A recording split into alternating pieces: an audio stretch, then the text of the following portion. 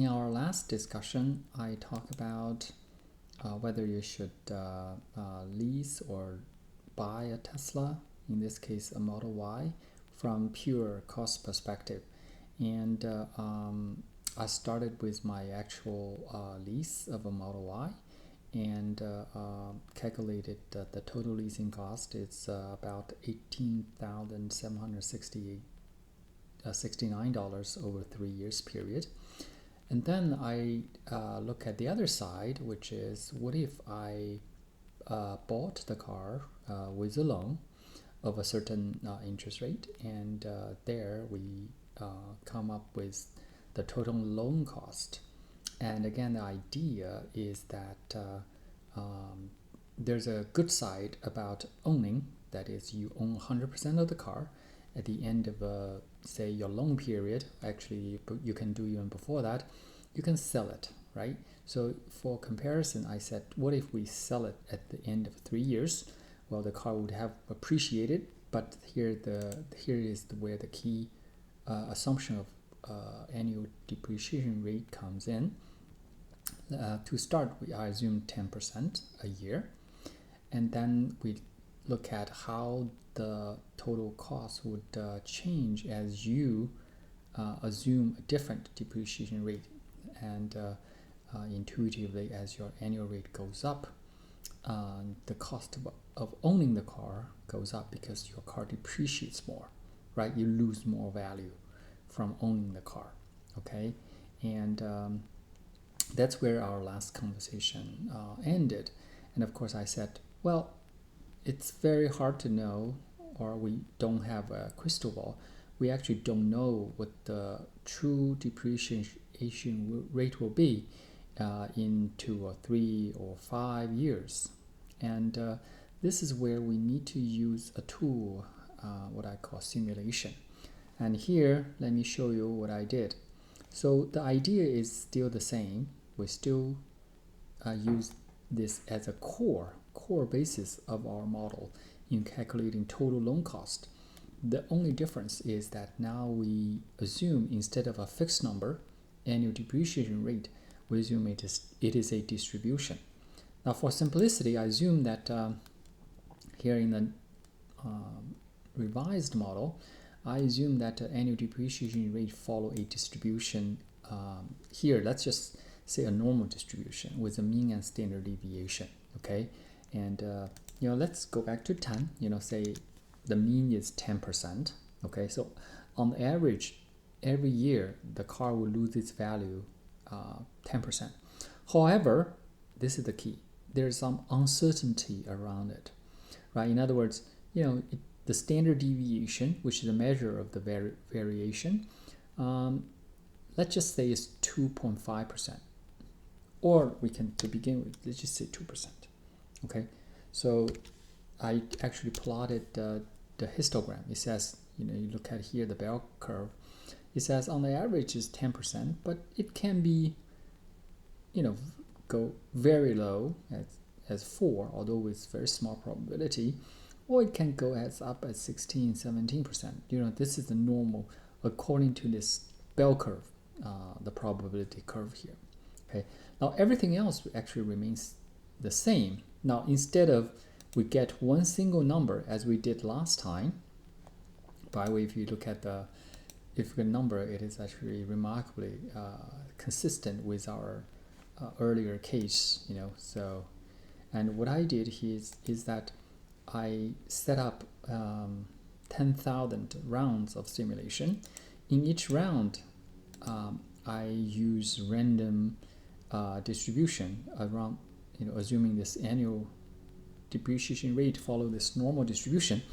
We random draw a realization of a depreciation and let it depreciate every year, randomly depreciate. And this is what you get in one single draw. Total depreciation is 25% over 3 years.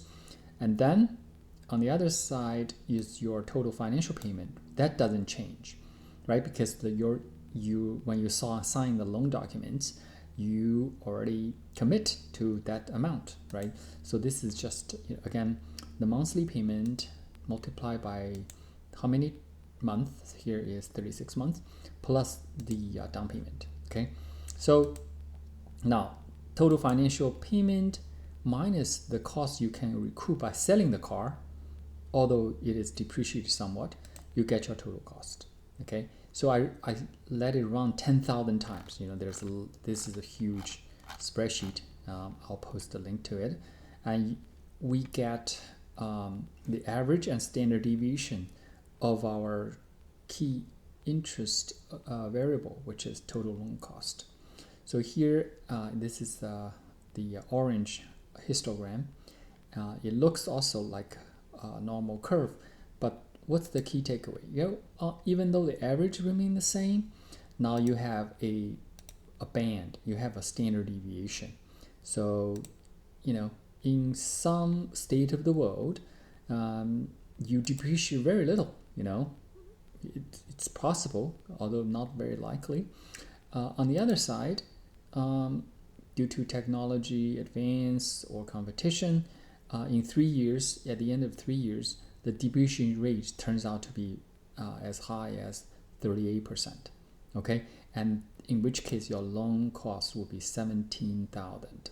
So which is actually getting pretty close to our earlier leasing cost, which is around 18,000. Now, of course, I can actually tell you, according to my simulation, let's just say you want to know what's the probability your cost is going to go over a threshold. Here, I just set $18,000 to, round it up, actually round it down. This is the leasing cost benchmark. And you can see here, the good news is that if you assume the annual depreciation rate follow a distribution with mean 10% and the standard deviation 2%, it is almost with zero probability the loan cost is going to be greater than $18,000. So I guess that's good news. It says that if we believe the depreciation rate would fluctuate between 10% more or less, buying with this loan will be most likely cheaper than leasing that. However, as I mentioned earlier, this is pretty, in my view, optimistic estimate. Having 10% a year. If we gradually increase, let's say 12% on the average, with still the same standard deviation, now you can see that there is some actually positive probability your car will depreciate so much that it will actually exceed your total leasing cost. Now, what if it's 15%? If we think the mean is 15% and holding the standard deviation constant, actually there is a non-trivial probability, 27% chance you're gonna realize when you sell the car, you will find, oh my god, am I getting only this much? And the chance of being more expensive than leasing is actually 27%. Okay, now let's look at one more effect, and we'll finish, which is let's just say even mean is 10%, but what if your standard deviation? In other words, the future becomes more uncertain. Let's say 3%, right? And you can see that holding the mean as 10%, already there's some small probability you're gonna go over $18,000 for the total loan cost. All right, and now what if you get say 12%, but 3% of standard deviation? The probability of a more expensive cost is increasing. When you go to 15%, earlier one standard deviation is 2%, the chance of greater than 18,000 is 27. Now it further increases to 34%. Okay, so what does this tell you? This tells us that as we view the future as more and more uncertain, whether from the mean perspective or from the standard deviation perspective, and your realized cost from taking out the loan gonna be more random, in other words, that you're gonna be having a surprise waiting for you if the future becomes more uncertain. Now I'm not saying, to sum it up, I'm not saying that you should not buy a car, take a loan, especially for a car like Tesla. All I'm saying is that you should not rely on a point estimate like this one. Say, oh, it's going to be 10% or even 15%. We will never know. We have to consider the range of possibilities, and this is just a tool here, a very simple simulation using, and by the way, depreciation may not be normally distributed even, but we just use that assumption to facilitate our discussion, saying, what if it has a band? What if it follows a particular statistical probability distribution? Then we see that our outcome is actually also having a pretty wide range. So just tell you that be prepared.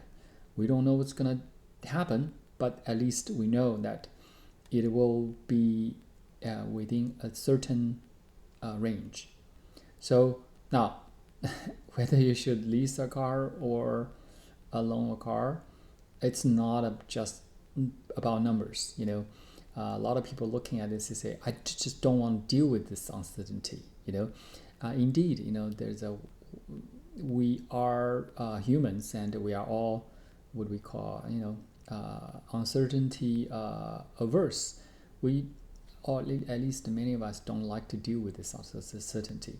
So that's probably helps explain why still a lot of people like me chose the leasing route. But on the positive note here is that with a very high probability, leasing gonna be more expensive. Okay, but not in all cases. All right, thank you for watching. Bye bye.